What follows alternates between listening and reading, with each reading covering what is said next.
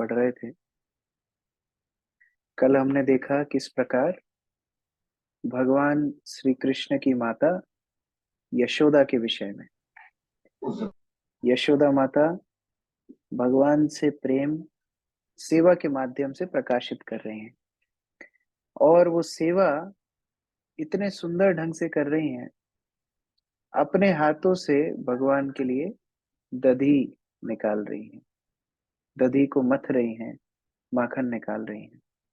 हमने श्लोक संख्या 1, 2, 3 पाठ कर लिया था। अब इसके आगे आज पाठ करेंगे। श्लोक संख्या 3 में हमने माता यशोदा के अलग अलग अंगों का वर्णन देखा था, किस प्रकार भगवान के प्रेम में माता यशोदा के अलग अलग अंगों की अलग अलग स्थिति थी। अब आगे चतुर्थ श्लोक। यह श्लोक छोटा ही है। इस श्लोक में आगे स्थिति है कि माता यशोदा के इस प्रेम को देख करके भगवान की क्या प्रतिक्रिया हुई। ताम स्तन्य काम आसाद्या मथनंतिम जननीम हरि घृत्वा दधि मंथानम नेष्यद्भित् प्रीतिमावहम। बहुत सुंदर रूप से यहाँ पर बताया जा रहा है। जब यशोदा दही मथ रही थी तो उनका स्तन पान करने की इच्छा से कृष्ण उनके सामने प्रकट हुए और उनके दिव्य आनंद को बढ़ाने के लिए उन्होंने मथनी पकड़ ली और दही मथने से उन्हें रोकने लगे। तो भगवान श्री कृष्ण उस समय पर सो रहे थे और जैसे ही नींद से उठे उन्होंने देखा माता उधर नहीं है और माता को वहां नहीं प्राप्त करके कृष्ण माता को ढूंढने लगे। ताम, ताम शब्द का मतलब है माता। संस्कृत में तम पुरुषों के लिए इस्तेमाल होता है और ताम स्त्रीलिंग के लिए इस्तेमाल होता है। ताम माता के लिए बोला जा रहा है। ताम कि माता को ढूंढ रहे थे। और कौन माता है? दो मंथन जो कर रही हैं, मथती हुई जननीम, जननीम मतलब भगवान कृष्ण की माता, ये उनको ढूंढ रहे हैं जो सेवा में लगी हुई हैं, मंथन कर रही हैं। और जननीम, जननीम मतलब उनकी माता। अब यहाँ पर माता यशोदा को जननी बोला गया है। कोई बोल सकता है कि अरे भगवान कृष्ण की जननी, जन्म देने वाली जननी तो देव की थी, तो माता यशोदा को जननी क्यों बोला जा रहा है? वास्तव में माता यशोदा ही कृष्ण की मुख्य माता है। देवकी तपस्या के माध्यम से भगवान कृष्ण की माता बनी, लेकिन यशोदा अनंत काल से गोलोक वृंदावन में भगवान कृष्ण की नित्य माता है, इसलिए उनको जननी बोला जा रहा है। अब मैं जो बताने जा रहा हूँ बहुत लोगों के लिए नया एक कंसेप्ट है, लेकिन ये जीव गोस्वामी द्वारा स्थापित ये सिद्धांत है, शास्त्रों के द्वारा प्रमाणित सिद्धांत है और ब्रजवासियों के द्वारा प्रमाणित सिद्धांत है। भगवान श्री कृष्ण जब जन्म लेते हैं जन्माष्टमी के दिन, तो दो जगह एक साथ जन्म लेते हैं। एक मथुरा में जन्म लेते हैं देवकी के गर्भ से। वहां पर जो जन्म होता है वो विष्णु रूप कृष्ण का होता है, वो वासुदेव कृष्ण है, वो विष्णु रूप है। वो पीतांबर पहने हुए जन्म लेते हैं। पहले तो शंख चक्र गदा पद्म के साथ, और बाद में भी जब बालक भी बने तो घुंघराले लंबे बाल और पीतांबर है और हंस रहे हैं। ये स्थिति में कृष्ण, वसुदेव कृष्ण जो विष्णु तत्व है, मथुरा में जन्म लेते हैं। और ठीक उसी समय वृंदावन में भी कृष्ण जन्म लेते हैं। वो कृष्ण यशोदा से जन्म लेते हैं और वो कृष्ण कोई वस्त्र नहीं पहने होते हैं, वो नग्न होते हैं, जैसे एक सामान्य बालक जन्म लेता है। सामान्य बालक की तरह भगवान श्री कृष्ण वहां जन्म लेते हैं। साथ में योग माया के रूप से एक लड़की भी जन्म लेती है। तो माता यशोदा ने दो जन्म दिए, एक पुत्र पुत्री एक साथ, ट्विंस। इसलिए योग माया को भगवान की बहन बताया गया है। तो वहां पर जो जन्म लिए कृष्ण, इसीलिए जननी शब्द का अर्थ यहाँ पर भगवान श्री कृष्ण की वास्तविक माता यशोदा है। और आप मथुरा में जाएंगे या सामान्यतः लोगों से पूछेंगे कृष्ण का जन्म कहाँ हुआ, तो वो जन्म स्थान मथुरा में ही बताएंगे। लेकिन आप वृंदावन वासियों से, जो मूल ब्रजवासी हैं, उनसे पूछोगे कृष्ण का जन्म कहाँ हुआ, तो वो गोकुल ही बताएंगे, वो मथुरा नहीं बताएंगे। तो सारे ब्रजवासियों को ये तथ्य सिद्धांत तो बहुत स्पष्ट है, शास्त्रों का भी मत है। जैसे कि भागवत में जब भगवान के नंद उत्सव का वर्णन आता है, तो वहां भी नंद आत्मज, नंद के शरीर से उत्पन्न नंद आत्मज शब्द का इस्तेमाल हुआ है, क्योंकि नंद और यशोदा के पुत्र हैं ये नंद नंदन कृष्ण। और जब वसुदेव वासुदेव कृष्ण को लेकर के टोकरी में आते हैं वृंदावन में, तो ये वासुदेव कृष्ण और नंद नंदन कृष्ण एक हो जाते हैं।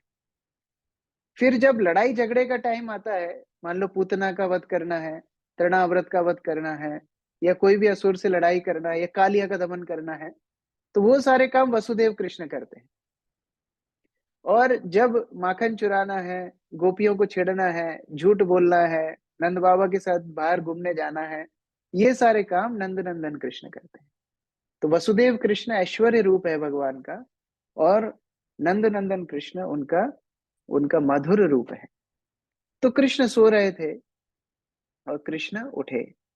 अब उठने के बाद माता को वहां पर नहीं देखे। बच्चे सामान्यतः जब उठते हैं, छोटे बच्चे सो करके उठते हैं, तो पहले अपनी मम्मी को ढूंढते हैं, मम्मी कहाँ है। तो सामान्यतः यशोदा माता कृष्ण के पास ही सोती थी, लेकिन उस दिन तो ब्रह्म मुहूर्त से ही माता ने सेवा शुरू कर दी, तो जल्दी उठ करके तैयार होके सेवा करने लगी थी। तो ये एक असामान्य स्थिति थी। कृष्ण देखे, अरे मम्मी सुबह सुबह जल्दी कहाँ चली गई। तो उठ के कृष्ण ढूंढने लगे। हरि, यहाँ हरि शब्द का उपयोग हुआ है। हरि अर्थात कृष्ण। हरि का बहुत सारे अर्थ हैं। हरि का एक अर्थ होता है शेर, जैसे हम बोलते हैं केशव धृत नर हरि रूप, नर हरि। नर और हरि, जो नर और शेर दोनों के सम्मिलित रूप हैं भगवान नरसिंहदेव। तो हरि का एक अर्थ होता है शेर, जो यहाँ पर लागू नहीं होता है। हरि का एक और अर्थ होता है बंदर, वो भी यहाँ लागू नहीं होता है। हरि का एक और अर्थ है कि हरि जो सबकी दिक्कतें, सारी समस्याएं, सारे दुख क्लेश हर लेते हैं, वो है हरि। तो यहाँ वो भी नहीं है, क्योंकि अभी खुद ही दिक्कत में पड़ने वाले हैं, तो दूसरे की दिक्कत क्या हरेंगे, अभी खुद ही दिक्कत में आने वाले हैं। तो यहाँ भी वो हरि शब्द का मतलब नहीं है। लेकिन हरि शब्द का एक और मतलब है, जो हमारे हृदय को हर लेते हैं, जो हमारे हृदय को किडनैप कर लेते हैं, अपहरण कर लेते हैं। तो इसलिए यहाँ पर जो हरि शब्द है, वो भगवान श्री कृष्ण जो सर्वाकर्षक हैं, जो हृदय को चोरी करने वाले हैं, ऐसे भगवान श्री कृष्ण की बात हो रही है। किसके हृदय को चोरी किया है उन्होंने? उन्होंने माता यशोदा के हृदय को चोरी किया है। ये कृष्ण ऐसा हृदय चोरी करते हैं, जैसे मानो किसी को भूत लग गया हो। जब किसी को भूत लगता है, तो वो व्यक्ति कुछ भी याद नहीं रखता है। और ये भागवत में लिखा है। जब सुखदेव गोस्वामी सप्तम स्कंद में प्रहलाद महाराज का वर्णन करते हैं, तो प्रहलाद महाराज का वर्णन करते हुए बोलते हैं, न्यस्त क्रीडान नको बाला जड़वत तन मनस्तया। ऐसे बालक थे प्रहलाद महाराज, जिनको क्रीडान को, क्रीड़ा करने का बिल्कुल भी मन नहीं होता था। बच्चे तो खेलना पसंद करते हैं, लेकिन प्रहलाद महाराज ऐसे थे कि खेलना ही पसंद नहीं करते थे, कभी बचपन से खेलने गए ही नहीं बाहर। ऐसे प्रहलाद महाराज थे।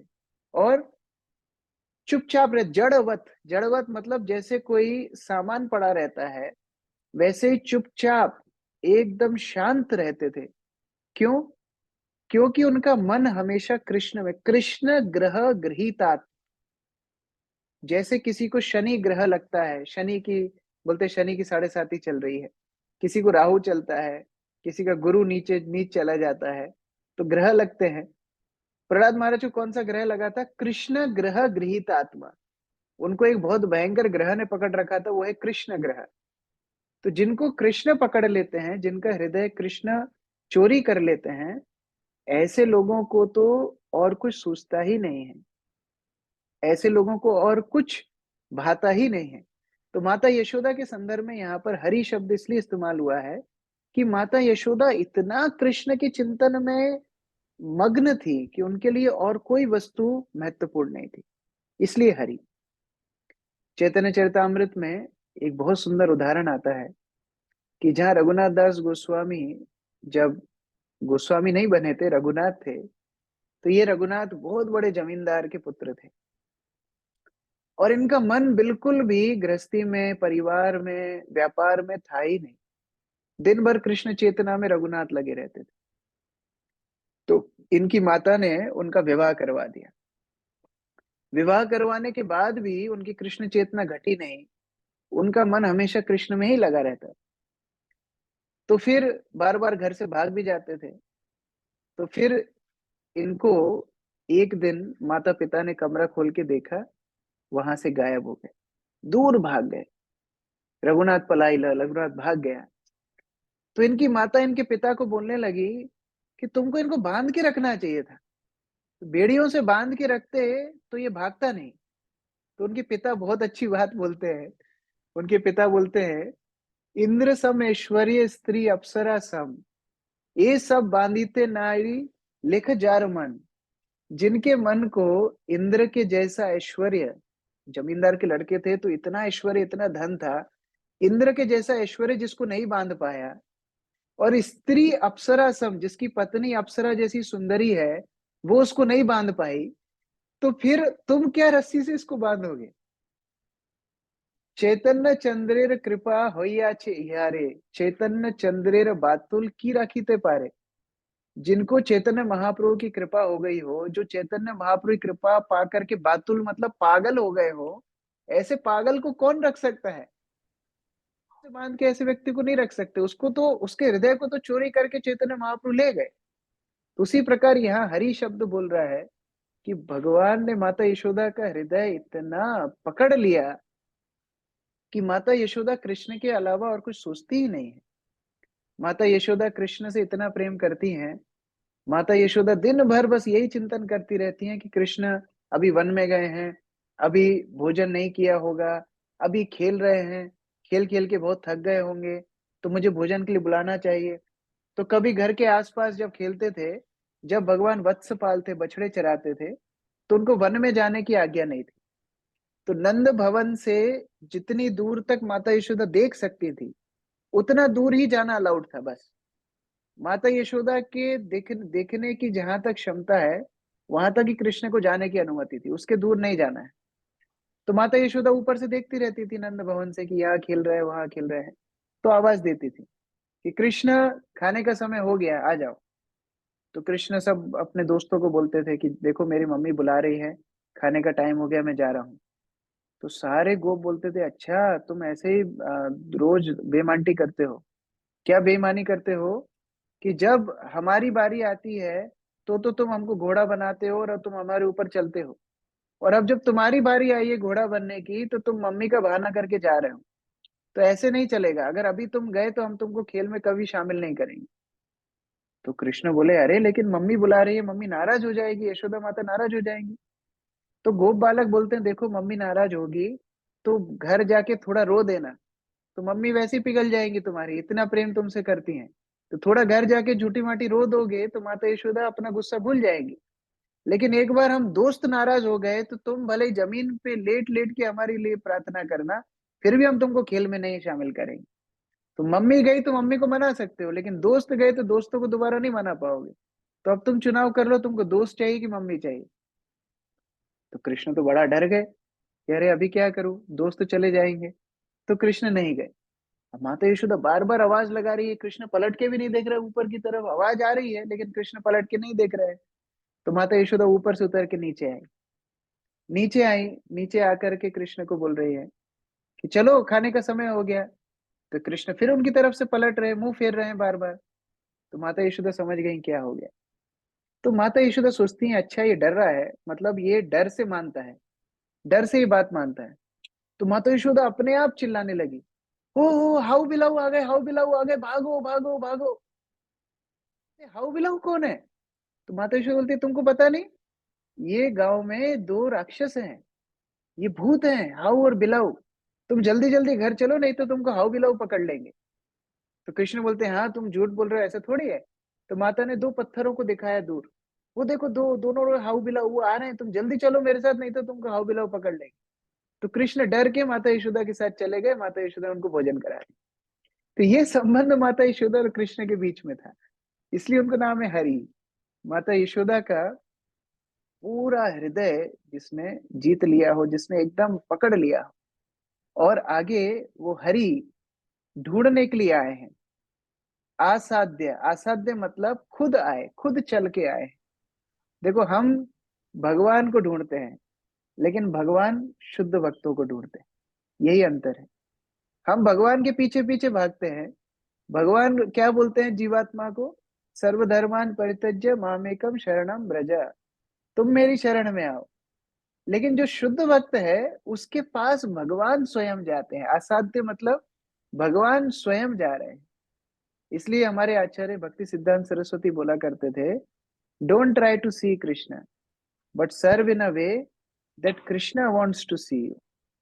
आप कृष्ण को देखने का प्रयास मत तो कीजिए जल्दी जाने का था हमको, 8 बजे आ गया। ऐसा, आप कृष्ण को देखने का प्रयास मत कीजिए, लेकिन ऐसी सेवा कीजिए कि कृष्ण आपको देखे, कृष्ण आपको देखने के लिए आतुर हो। तो यहाँ माता यशोदा अपने उदाहरण से दिखा रही है, उनका जप, उनका कीर्तन, उनकी सेवा, उनका प्रेम कृष्ण को खींच करके लेके आ रहा है। तो कृष्ण स्वयं चल के आ रहे हैं। और आगे क्या बोला है, कैसे आ रहे हैं? स्तन्य काम, स्तन्य काम, स्तन पीने की अभिलाषा से। भगवान का पुराणों में एक नाम है आप्त काम। आप्त काम मतलब जिनके अंदर कोई कामना नहीं है, जिनको किसी चीज की आवश्यकता नहीं है, जो आत्मा राम है, जो खुद में ही संतुष्ट है, जो विरक्त है। ये सब भगवान के गुण हैं। जो आप्त काम है, जिनके अंदर कोई कामना नहीं है, उनके अंदर कौन सी कामना आ गई? स्तन्य काम आ गई, स्तन पीने की कामना आ गई। क्योंकि ये स्तन क्या है? माता यशोदा का प्रेम है। माता यशोदा के प्रेम को पीने के लिए कृष्ण आ गए। तो कृष्ण भावग्राही जनार्दना, शास्त्रों में बताया है, भगवान भाव को ग्रहण करने के लिए आतुर होते हैं। भक्त के भाव को ग्रहण करने के लिए भगवान आतुर, तत्पर खड़े रहते हैं। तो ढूंढते हुए माता यशोदा के स्तन्य काम की अभिलाषा से वहां पर कृष्ण आ गए। कृष्ण आकर के माता यशोदा को रोने लगे, मम्मा मम्मा आप कहाँ थे? माता बोलती है, मैं तुम्हारे लिए माखन बना रही, लेकिन मुझे अकेला छोड़ के क्यों आया? मैं तो सुबह उठ के डर जाता हूँ, आपको नहीं देखता हूँ तो डर जाता हूँ। माता यशोदा, मैं तो यहीं पर थी, डरने की तो कोई बात ही नहीं है। तो कृष्ण बोलते हैं, हमको भूख लगी है, हमको आप गोदी में ले लीजिए। तो माता यशोदा बोलती है, ठीक है लेंगे, थोड़ी देर हमको अभी माखन मथने दो, थोड़ी देर माखन मथेंगे, उसके बाद आपको गोदी में ले लेंगे। तो कृष्ण सोचने लगे, अरे ऐसा तो नहीं चलेगा। तो कृष्ण आगे क्या करते हैं, गृहीत्वा, पकड़ लिया कृष्ण ने, क्या? दधि मंथनम न्यासिधार, उन्होंने दही मथने वाली जो जो मथनी है, उस मथनी को अपने हाथ से पकड़ लिया, जैसे मानो ध्यान आकर्षित कर रहे हैं भगवान। कृष्ण बोल रहे हैं, मेरा, मैं जब सामने आ गया हूं तो अभी आपको किसी और चीज पे ध्यान नहीं देना है।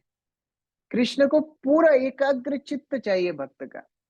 ऐसा नहीं कि इधर उधर भी ध्यान रहे, कृष्ण के ऊपर भी ध्यान रहे। हम लोग इंग्लिश में बोलते हैं जेलस लवर।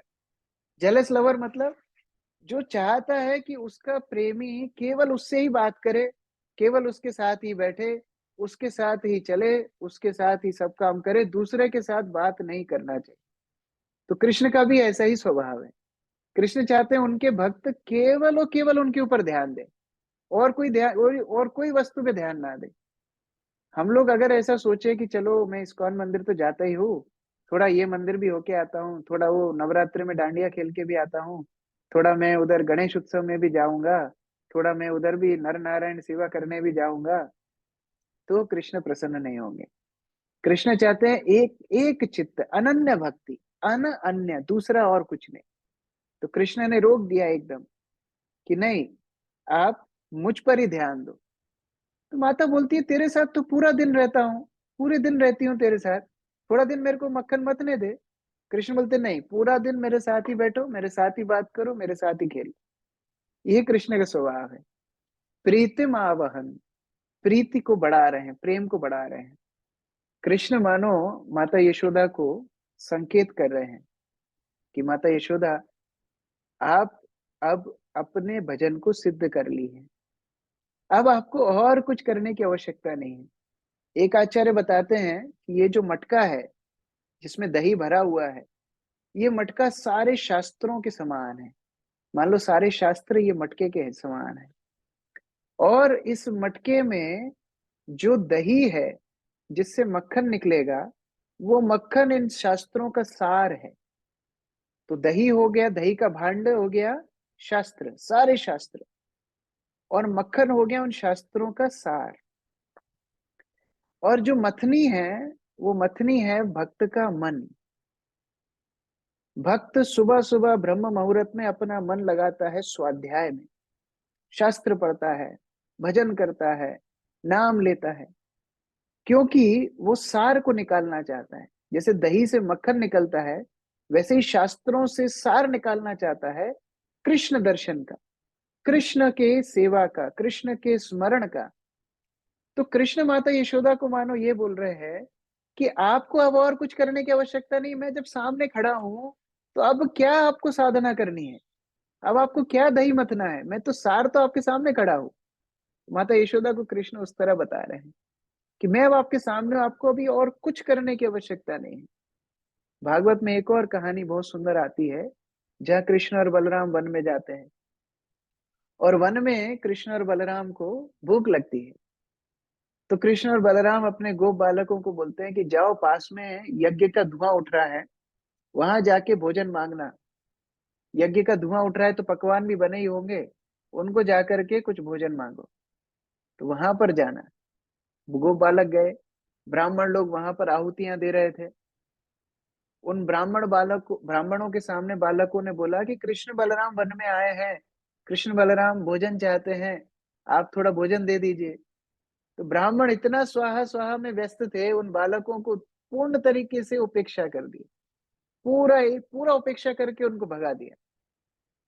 तो कृष्ण बलराम के पास गो बालक आए, बोले तुमने हमारी बहुत बेइज्जती करा दी, हमारा भी कोई सेल्फ रिस्पेक्ट है कि नहीं, हमको उधर भेज दिया, उन लोगों ने हमारे की तरफ देखा भी नहीं, हमको भगा दिया इधर। कृष्ण बोले ओ अच्छा, एक काम करो, उनकी पत्नियों के पास जाओ, वो तुमको भोजन देंगी। गोप बालक बोलते दोबारा से तो नहीं बेइज्जती कराओगे? बोले नहीं नहीं, इस बार नहीं बेइज्जती होगी, इस बार जाओ। तो ये ब्राह्मण पत्नी, द्विज पत्नियों के पास ये बालक जाते हैं, और जैसे ही बोलते हैं कि कृष्ण बलराम वन में आए हैं, इतना भी नहीं बोले कि भोजन चाहिए, केवल इतना बोले कृष्ण बलराम वन में आए हैं, बस। जितना यज्ञ का भोग था वो सब लेके द्विज पत्नी, वो ब्राह्मणों की पत्नियां वन की तरफ दौड़ने लगी। तो इस उदाहरण से हम क्या सीखते हैं? यज्ञ होता है भगवान की प्रसन्नता के लिए, यज्ञ के माध्यम से भगवान भोजन करते हैं, और वहां साक्षात कृष्ण बलराम भोजन मांग रहे हैं, और वो यज्ञ का ब्राह्मण यज्ञ में व्यस्त है, भोजन नहीं दे रहा है। तो उस तरह भगवान मानो माता यशोदा को बोल रहे हैं, आप ऐसी गलती नहीं करना, मैं सामने खड़ा हूं, आपको और कुछ करने की जरूरत क्या है, आपको दही मथने की जरूरत क्या है, अभी मेरे ऊपर ध्यान दीजिए। कृष्ण अपने भक्तों का सारा जो हार्डवर्क है, जितना भी उनका परिश्रम है, उस परिश्रम को सिद्ध कर देते हैं। लेकिन इसका मतलब ये नहीं है कि हमको शास्त्र नहीं पढ़ना चाहिए, साधना नहीं करना चाहिए। जब माता यशोदा के स्तर में आ जाएंगे तो कृष्ण हमारा भी इस तरह साधना बंद करवा देंगे, लेकिन तब तक हमारी साधना से ही हम कृष्ण के प्रति आकर्षण करते हैं। दूसरा कारण है, माता यशोदा का जो दही मथना है वो उनका कर्म है। कई लोग बोलते हैं कर्म ही पूजा है। भगवान श्री कृष्ण वो भी बोल रहे हैं कि जहां भक्ति है वहां कर्म की भी आवश्यकता नहीं। कृष्ण माता को बोलते हैं, माता अब तुम्हें कोई कर्म करने की आवश्यकता नहीं, तुम्हारी सारी जिम्मेदारियों से तुम मुक्त हो, अभी कुछ कर्म तुमको नहीं करना। तो माता यशोदा बोलती है, अच्छा, मैं अगर अपने कर्म नहीं करूंगी तो यमराज मुझे दंडित करेंगे, क्योंकि हर व्यक्ति को अपने कर्म करना रहता है, और अगर अपने कर्म, अपनी जिम्मेदारियां कोई नहीं निभाता तो यमराज उसको दंड देते हैं। तो भगवान श्री कृष्ण उस मथनी को पकड़ करके माता को बोल रहे हैं, माता, मेरे भक्तों के लिए यमदंड काम नहीं करता है, उनका दंड मेरे हाथ में है, मेरे भक्तों की जिम्मेदारी मेरे हाथ में है, मेरे भक्तों की जिम्मेदारी यमराज के पास नहीं है, तो आप उसकी चिंता मत करो। यही स्वरूप को उडुपी में पूजा की जाती है। उडुपी में भगवान का एक स्वरूप है, उडुपी कृष्ण। मैं आप लोगों को फोटो दिखा रहा हूँ, आप लोग यहाँ दर्शन कर सकते हैं। ये उडुपी कृष्ण के दर्शन है। बहुत बहुत प्रसिद्ध मंदिर है, मध्वाचार्य द्वारा स्थापित ये मंदिर है। हजारों वर्षों से इधर अर्चना हो रही है। आप लोग कभी दक्षिण भारत जाएं तो दर्शन करके बिल्कुल आना। यहाँ पर कनक दास का बहुत सुंदर लीला भी भगवान की हुई, जहाँ ये कनक दास भगवान का दर्शन करना चाहता था, लेकिन ब्राह्मणों ने उसको बोला कि तुम नीच जाति के हो, तुम मंदिर में प्रवेश नहीं कर सकते, तुम जाओ, मंदिर के बाहर जाओ। तो भगवान के गर्भगृह के पीछे एक खिड़की थी, उस खिड़की से वो कनकदास झांक झांक के दर्शन करने का प्रयास कर रहा था। तो भगवान पूरे के पूरे पलट गए, सामने दर्शन देते थे, पूरे के पूरे 90 डिग्री ना 180 डिग्री पूरे पलट गए पीछे की तरफ। और कनकदास खिड़की से बहुत सुंदर रूप से भगवान का दर्शन करता है।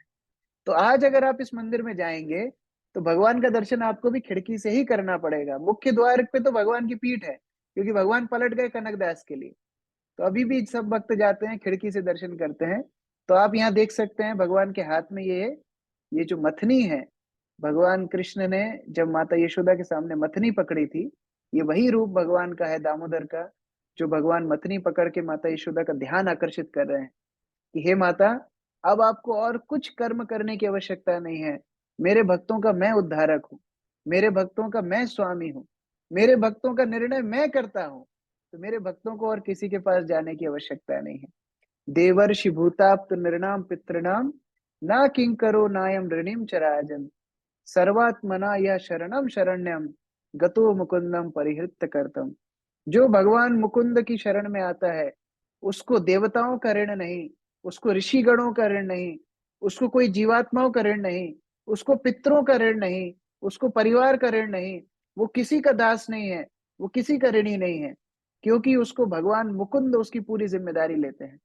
जैसे कोई बड़ा व्यक्ति अगर किसी की जिम्मेदारी ले, तो उसका सारा कर्जा उसके सिर पे होता है।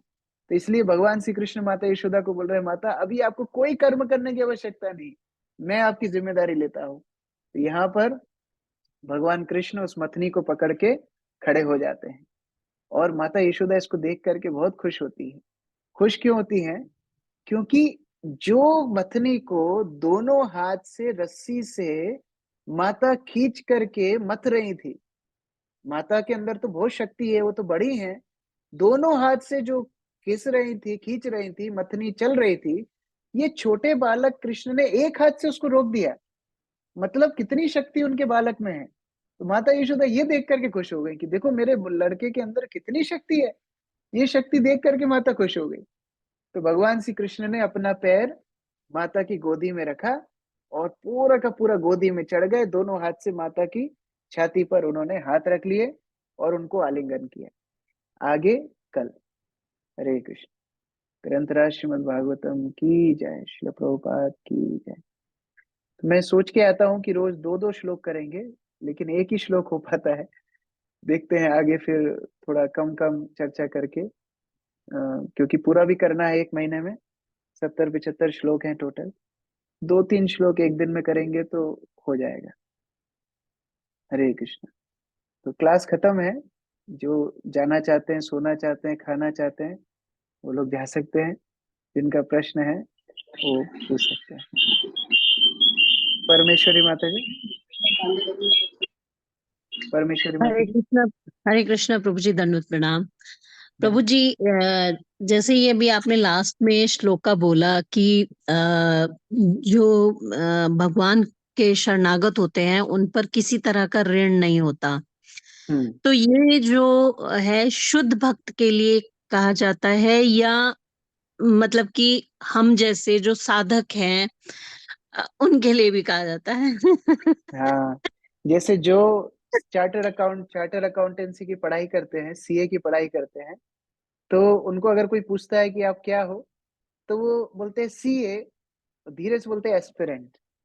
मतलब सीए जोर से बोलते हैं और धीरे से बोलते हैं एस्पिरेंट, मैं सीए की तैयारी कर रहा हूँ। सीए जोर से बोलते हैं, एस्पिरेंट धीरे से बोलते हैं, तो लोगों को लगता है ये सीए ही बन गए हैं। लेकिन ये जो शास्त्र में श्लोक है शुद्ध भक्त की, जब हम शुद्ध भक्त होते हैं तब इन ऋणों से हम मुक्त होते हैं। लेकिन जब तक हम शुद्ध भक्त नहीं है, अपनी जिम्मेदारियां करते करते आगे बढ़ना है। वही माता यशोदा भी सिखा रही है कि वो अपने कर्म कर रही थी, जब भगवान उनके कर्म से प्रसन्न हुए, भगवान आकर के उनके कर्म बंधन को रोक देते हैं कि अब तुम्हें आगे कुछ करने की आवश्यकता नहीं। तो ये स्थिति भगवान भक्त को देते हैं। स्वयं से अपनी जिम्मेदारियों को छोड़ना, ये भगवान कभी भी इसकी प्रेरणा नहीं देते। थैंक यू सो मच प्रभु जी। हरे कृष्णा। सुजाता माता जी। हरे कृष्णा प्रभु जी। जैसे जो भगवान कृष्ण की बाल्य लीलाएं हैं या जो भी लीलाएं हैं, उनमें 3 स्थानों का उल्लेख अक्सर आता है, आज भी आपने किया था। एक तो ब्रज है, गोकुल और वृंदावन। तो इनमें क्या डिफरेंस है, मैं कभी समझ नहीं आ रहा था। ब्रज मंडल मतलब जो 84 कोस का ब्रज मंडल है, वो पूरा का पूरा ब्रज बोला जाता है। ब्रज, ब्रज मंडल। ब्रज का संस्कृत मतलब होता है चलना। जिनकी चेतना कृष्ण की तरफ अनुगामी है, जो कृष्ण की तरफ जिनकी चेतना चल रही है, वो है ब्रज, ब्रजवासी। तो ये ब्रज मंडल पूरा 84 कोस होता है। उस ब्रज मंडल में 12 वन है, 12 महावन। उन 12 महावनों में वृंदावन, गोकुल महावन इत्यादि आते हैं। तो ये अलग अलग वनों की बात चल रही है। गोकुल महावन में भगवान रहते थे, वृंदावन में भगवान गाय चराने जाते थे, अपनी रासलीला इत्यादि करते थे। फिर अलग अलग वन भी हैं, जैसे ताल वन, बहुला वन, भांडेर वन इत्यादि। अलग अलग लीलाएं हर वन में हुई हैं, तो वो 12 वन अलग अलग हैं। ठीक है, आ गया आ गया। उमा माता जी। हरे कृष्णा प्रभु जी। यस माता जी। मेरा से पहले जैसे मिलता जुलता है। हाँ। गाय को चारा डालना, पक्षियों को दाना डालना, ये ऐसा करना, ये तो अभी हमें करने चाहिए ना, ऐसे कि नहीं करना अच्छा ही है, करने में कोई बुराई नहीं है। लेकिन अगर कृष्ण भक्त नहीं करेगा तो भी चलेगा, कंपलसरी उसके लिए नहीं है। करने में कोई बुराई नहीं है, लेकिन नहीं करेगा तो भी चलेगा, ऐसा है। लेकिन हाँ, गाय की सेवा तो वैष्णव लोग करते हैं, क्योंकि नमो ब्रह्मण्य देवाय गो ब्राह्मण हिताय च, भगवान गाय को पसंद करते, इसलिए वैष्णव लोग वो चेतना में कि कृष्ण को जो प्रिय है वो मुझे भी प्रिय है।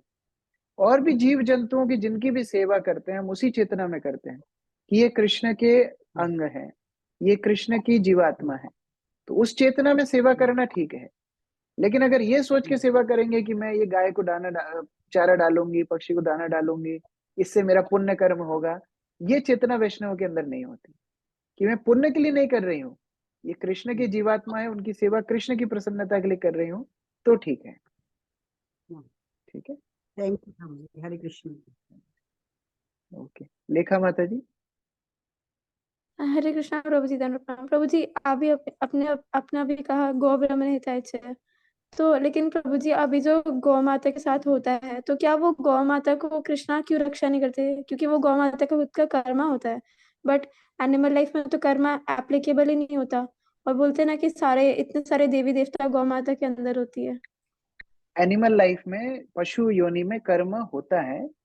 कर्म जो पूर्व सिंचित कर्म है उसका फल तो मिलता है, लेकिन नया कर्म पशु नहीं कर पाते हैं। जैसे हम जो मनुष्य जीवन में कर्म करते हैं, उसका फल तो हमको पशु योनि में ही मिलता है जाके। अगर मनुष्य बनेंगे तो मनुष्य योनि में मिलेगा, और अगर पशु योनि में जाने का है तो पशु योनि में जाके उसके कर्म का फल तो हमको मिलेगा।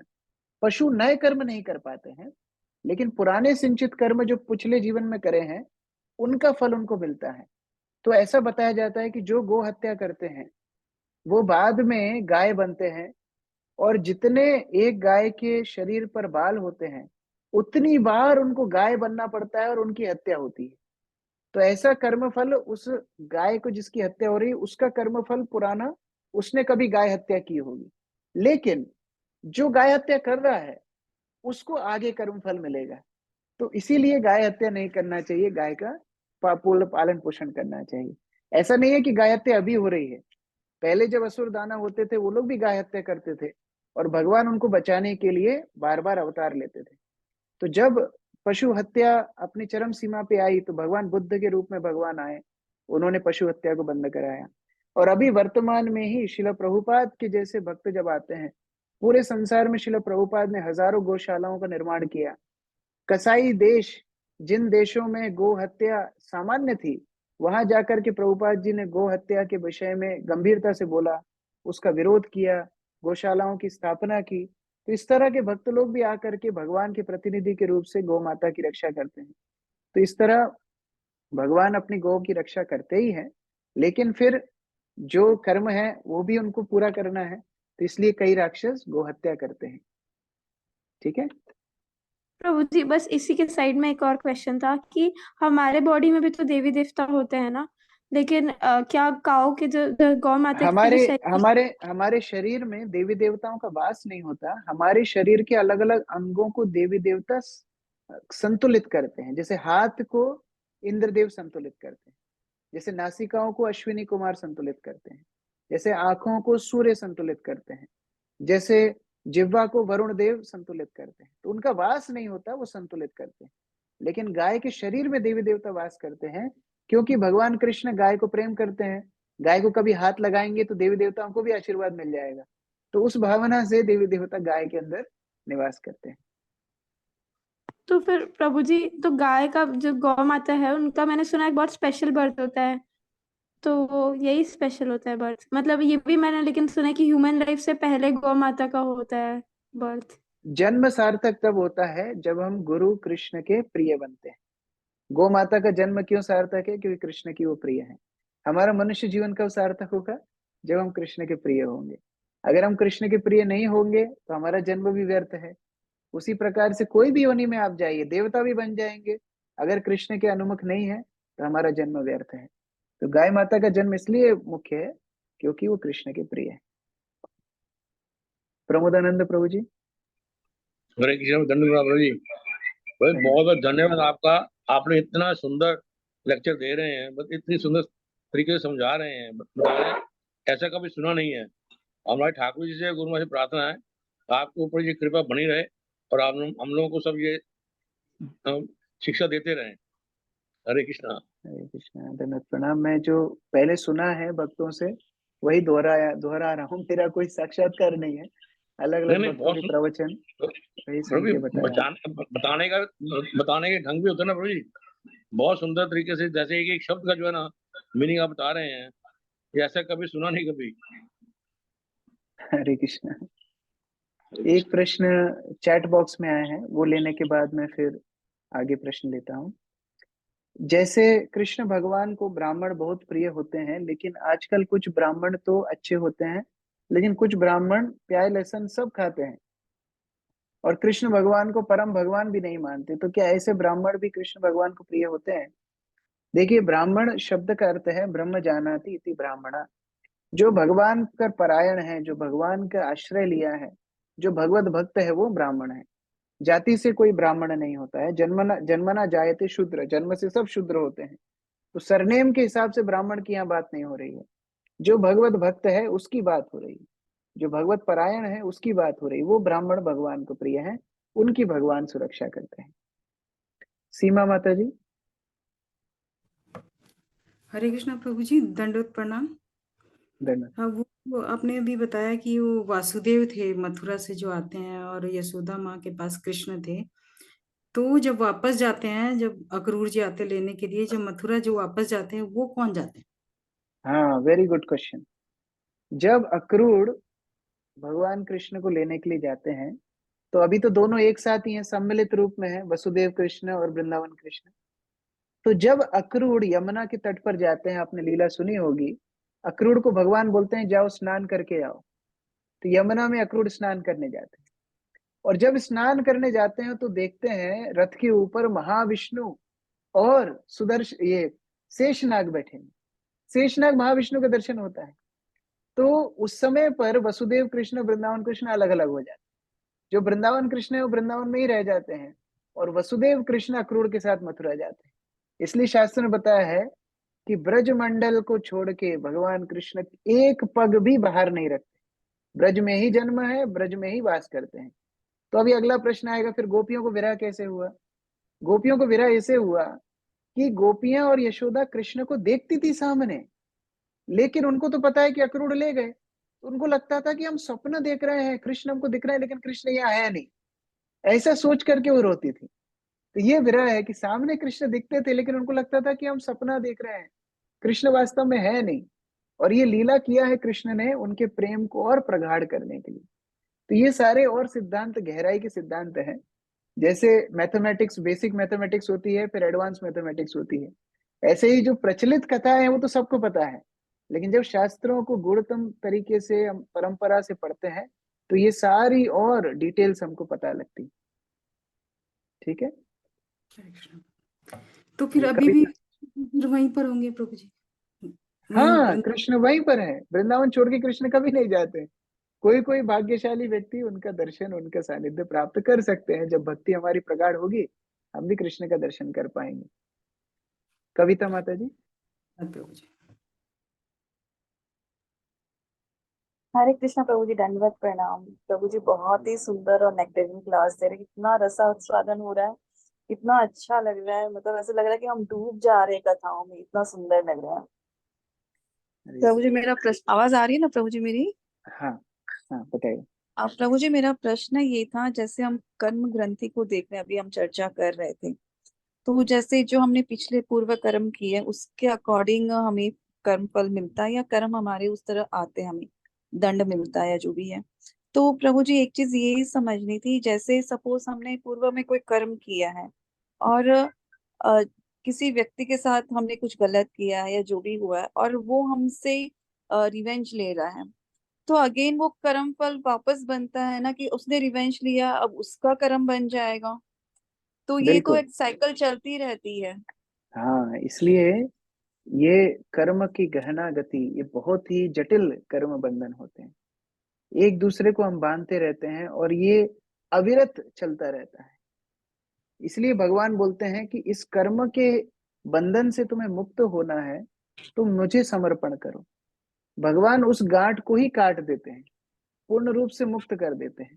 नहीं तो ये कर्म बंधन चलता ही रहेगा। जैसे मैंने गाय का उदाहरण दिया, अभी जो गो हत्या किया है उसको तो लाखों लाखों बार गो बनना है और उसकी हत्या होनी है कर्म बंधन के हिसाब से।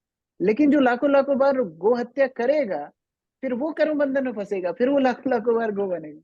तो ये कर्म यस। की गति है, ये चलती रहती है। तो अगर हम ये सोचें कि हम थोड़ा कर्म कांड कर लेंगे, हम कर्म से मुक्त हो जाएंगे, हम थोड़ा पुण्य कर्म करके कर्म से मुक्त हो जाएंगे, वो होने वाला है नहीं। हम जब तक कर्म से मुक्त नहीं होंगे, जब तक भगवान श्री कृष्ण आके हमारी जिम्मेदारी नहीं लेंगे। इसलिए भक्त समर्पण करता है कि मेरे द्वारा अब होगा नहीं, हे भगवान आप मेरी जिम्मेदारी लीजिए।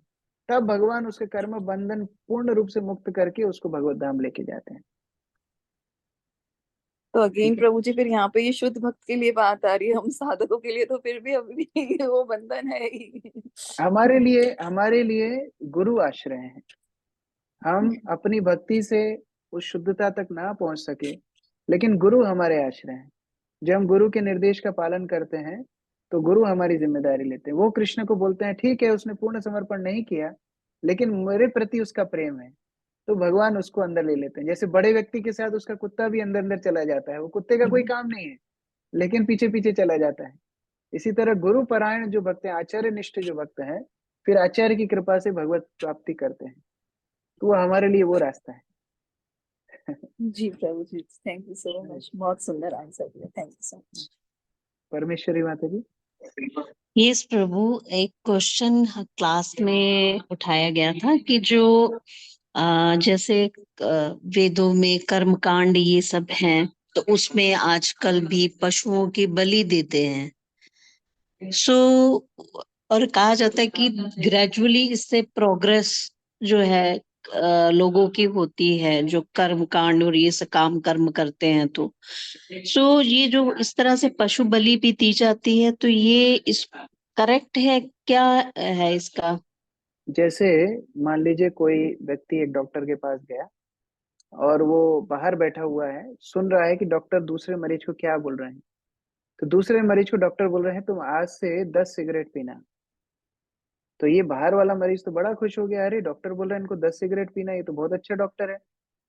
तो अंदर जाके उसने डॉक्टर को पूछा आप तो बहुत अच्छे डॉक्टर हैं, आप सामने वाले को बोले 10 सिगरेट पीना। तो डॉक्टर बोलते हैं वास्तव में चेन स्मोकर था, एक दिन में ये 100 सिगरेट पीता था, तो मैं इसकी कम करा के 10 सिगरेट कर रहा हूँ। तो ये तुम्हारे लिए नहीं है, ये उसके लिए है। उसी तरह जो मांसाहारी हैं, जो मांस खाने ही वाले हैं, उनके लिए जो तमोगुण के पुराण है उनमें बताया गया है कि आपको अगर मांस खाना ही है तो आप महीने में एक बार अमावस्या के दिन माँ काली को बलि दे करके मांस खा सकते हैं, और उस समय आपको जानवर के कान में बोलना पड़ेगा मांसहा। मांसहा मतलब मैं आज जो आपके साथ कर रहा हूँ, आप मेरे साथ अगले जीवन में वो करना, मतलब मैं पशु बनूंगा, आप मनुष्य बन के मुझे मारना। ये मंत्र बोल करके आपको उसकी बलि देनी और आंखों में देख करके उसकी बलि देनी। तो जब व्यक्ति इस तरह करेगा, उसको सोचेगा अरे महीने में एक ही बार खाना है, उसके लिए भी गांव के बाहर जाना है, उसके लिए भी खुद को बलि देना है, बाजार से नहीं खरीदना है, और उसके बाद भी जानवर की आंखों में देख करके और उसके कान में इस तरह बोलना है कि मैं तुम्हें मार रहा हूं, अगले जीवन में तुम मुझे मारना। आदमी को कभी तो अक्ल आएगी कि मुझे ये नहीं करना चाहिए। तो इसलिए वो व्यवस्था उस तरह बनाई है कि धीरे धीरे धीरे वो अपने मांस खाने की प्रवृत्ति को छोड़ दे, तो उस तरह उसका आध्यात्मिक उत्थान होता है। इसका मतलब ये नहीं है जो मांसाहार नहीं करते वो भी जाकर के बलि देने लगे, उसका मतलब वो नहीं है। जो मांसाहार की आदत है उनकी छुड़ाने के लिए ये व्यवस्था शास्त्र में की गई है। तो उसका प्रयोजन है कि वो अपनी आदतों को छोड़ के धीरे धीरे तमोगुण से सतोगुण में आए और सतोगुण में भगवान का स्मरण करके आध्यात्मिक उन्नति करें। ठीक है। प्रभु जी एक्चुअली क्या है कि मुझे नहीं पता, मैं गई नहीं उस मंदिर में। वहां पे बता रहे थे कोई पास में है मंदिर, और वहां पे लोग अपनी मनोकामनाएं पूरी करते हैं, तो मन्नत मांगते हैं तो फिर वो बलि देते हैं पिग वगैरह की, इस तरीके से। हाँ, सो वो शास्त्र में उस तरह व्यवधान था, उस तरह व्यवस्था थी, लेकिन वो व्यवस्था कलयुग में उसका निषेध किया गया है। पहले जो बलि दी जाती थी पूर्व युगों में, उसमें बूढ़े जानवर की बलि दी जाती थी, और बलि देते ही उसको नवीन जीवन दिया जाता था ब्राह्मणों के द्वारा मंत्र उच्चारणों से। ये व्यवस्था थी। अभी ब्राह्मण अपने ही जीवन का उनका भरोसा नहीं है, वो दूसरे को जीवन क्या देंगे। इसलिए कलयुग में अश्वमेध, गोमेध इत्यादि यज्ञ वर्जित हैं। तो बलि पूर्ण रूप से वर्जित है शास्त्र अनुसार। अभी वो पूर्ण रूप से निषेध है, जो लोग कर रहे हैं 100% गलत कर रहे हैं। तो वो बलि बिल्कुल भी स्वीकार्य नहीं है। लेकिन पूर्व पूर्व युगों में वो बलि दी जाती थी, राजा महाराजे भी वही बलि देते थे, लेकिन ब्राह्मण अपनी ब्रह्म बल से उन जानवरों को पुनः नया जीवन देते थे, इसीलिए वो अलाउड था। ठीक है। यस प्रभु, थैंक यू सो मच प्रभु जी। रेखा माता जी, लास्ट क्वेश्चन। हरे कृष्णा प्रभु जी। प्रभु जी, हम कई बार गाय की फोटोज पे या मूर्ति पे कुछ सिंबल देखते हैं, वो क्या इंडिकेशन है? किस तरह के सिंबल? मतलब कुछ पिक्चर्स ही बनी होती हैं। मैं समझ नहीं पा रहा हूँ। गाय के आई शरीर के थिंक ऊपर? प्रभु हाँ शरीर के जी। ऊपर देवी देवताओं के पिक्चर्स होंगे ना। देखिए, दो चीजें हैं। एक तो जो भागवत में बताया गया है, जब कोई महोत्सव हुआ करते थे तो तेल और मक्खन और हल्दी, इन तीनों को मिला करके हाथ में लेप लगा करके ब्रजवासी गाय को छापे लगा करके सुंदर रूप से डेकोरेट करते थे। तो वो निशान है, तो वो तो वैदिक सभ्यता में गाय को सजाने के लिए वो लोग किया करते थे। लेकिन अभी गौशालाओं में गरम गरम उससे नंबर अगेला छापे जाते हैं, वो गलत है। और अगर आप उसकी बात कर रहे हैं कि पिक्चर में देवी देवताओं को दिखाया जाता है गाय के शरीर पर, तो वो सिंबॉलिक है कि गाय के शरीर में सारे देवी देवताओं का निवास है, तो वो कभी कभी पेंटिंग में दिखाया जाता है। ये दो संभावनाएं हो सकती हैं। जो टेम्पल शॉप होते हैं वहां पे जो गाय की मूर्ति थी उस पे बने हुए थे प्रभु जी सारे। हाँ हाँ, वो देवी देवताओं का वास दिखाने के लिए उनको उसमें पिक्चराइजेशन किया जाता है। जी। जैसे गाय के मूत्र में गंगा देवी का निवास है, गाय के गोबर में यमुना का निवास है।